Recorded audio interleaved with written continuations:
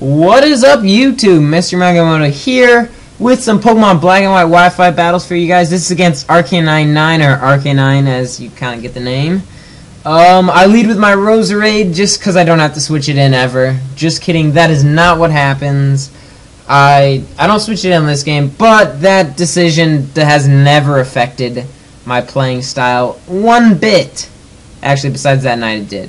So he U-turns just like, I mean, it's fairly obviously what he was going to do on the first turn, since he is, I think, a Scarfed Arcanine. Wow. A Scarfed Darmanitan, indeed. So, he goes out as I switch out into my Shocked to take this, what I didn't know what this Togekiss was going to do. I was like, I don't know what it's going to do.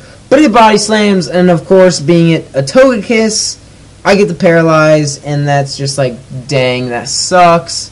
But, I mean, it's got a high chance of happening. So I'm just going to stay in and T-Bolt anything, because he doesn't have any Ground-type Pokemon on his team, and nothing appreciates a T-Bolt coming from his Zapdos. I mean, honestly, nothing. Like, look how much it does to this Cofagrigus. This is a Calm Mindset, so I believe he's running Max HP, Max Defense, but still, doesn't really matter. He tries to set up banking on Parahacks, probably. Probably he's got the rest too, but that doesn't really matter because I break through the paralysis and I'm just shocking things with my Shocker. Shocked. Yeah, that's how we do.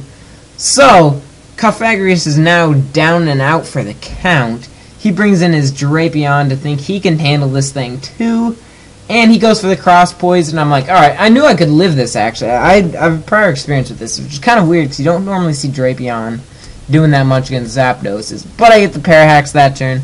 Frankly, I shouldn't even call it hacks. I got an attack 2 times in a row before that, so I'm totally fine with that happening. I go out into my Gut Grinder to resist this second Cross Poison, and it does exactly that. It does diddly squat to the Gut Grinder, as he taunts me up, not letting me set up my Rock Polish, but unlucky for him, I did not even want to set up the Rock Polish this early in the game, and I nail him in the face with the Stone Edge, which is awesome, not only because it does a really hefty chunk of damage, but it also allows me to go for the safer EQ the next turn to not risk that miss happening.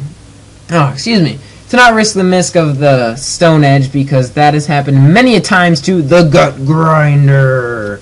So that is how that goes. And I believe on this Gut Grinder, yes, he switches out into his Hitmonlee. And right here I was like, alright, this is probably the unburdened normal gem fake out Blogna that always happens. So I go out to my Gligar to take the fake out as he shows the close combat and the fighting gem, which is super cool.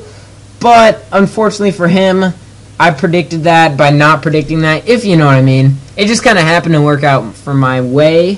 So he has to switch out of there now because he is walled to death. And that allows me to put a Toxic on this here Togekiss, which is so nice. I wanted Toxic out because I needed to get some residual damage going on whatever came in, and I had a feeling this Togekiss would come in because, I mean, it's happened twice now to Gligar, so that is why that happened.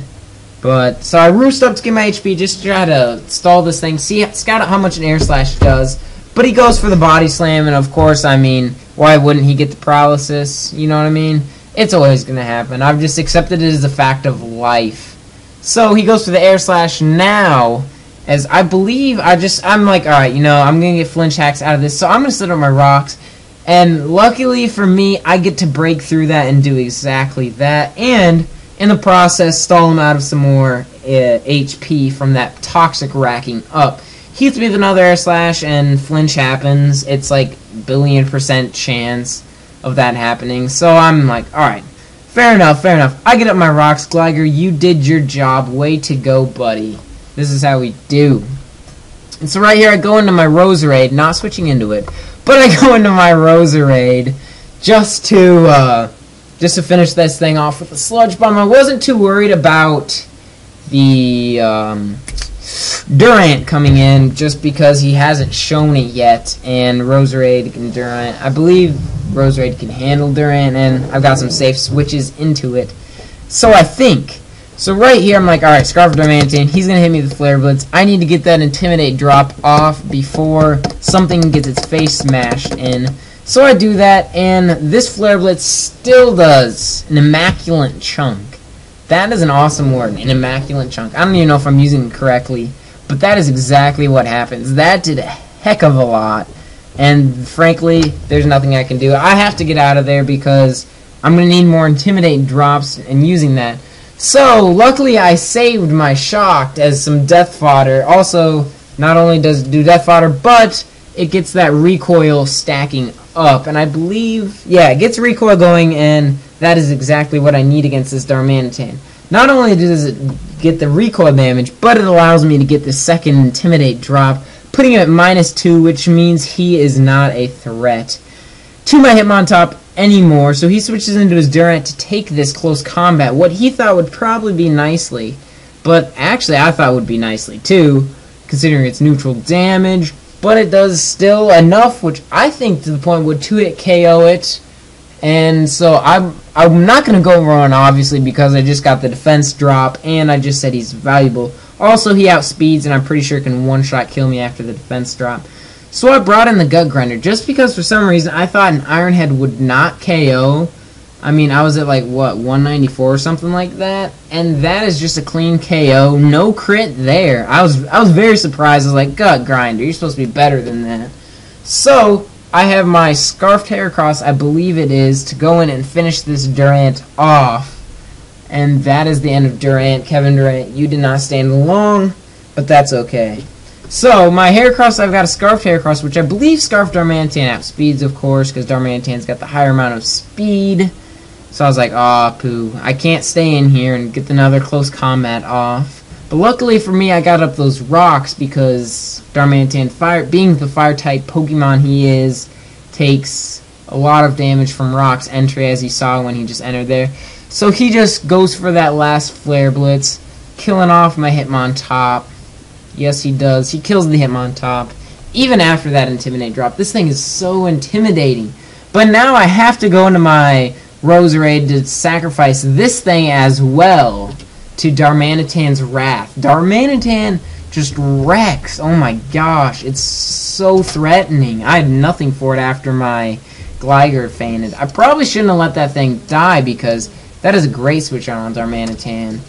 But, double down, I have to go into my Dung Beetle, my Scarfer, just because, I mean, he is my Scarfer, as he has his Hitmonlee left.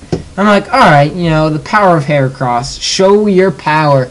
Go for the close combat, taking the Hitmonlees down in one shot. They don't stand a chance, because they're kicking at me like a Hitmonlee. Whoa, popping out dem rhymes. Let's go! So that is the end of that battle. Hopefully you guys enjoyed. Please leave a like, rating, comment, subscribe, all that jazz. Peace out, YouTube.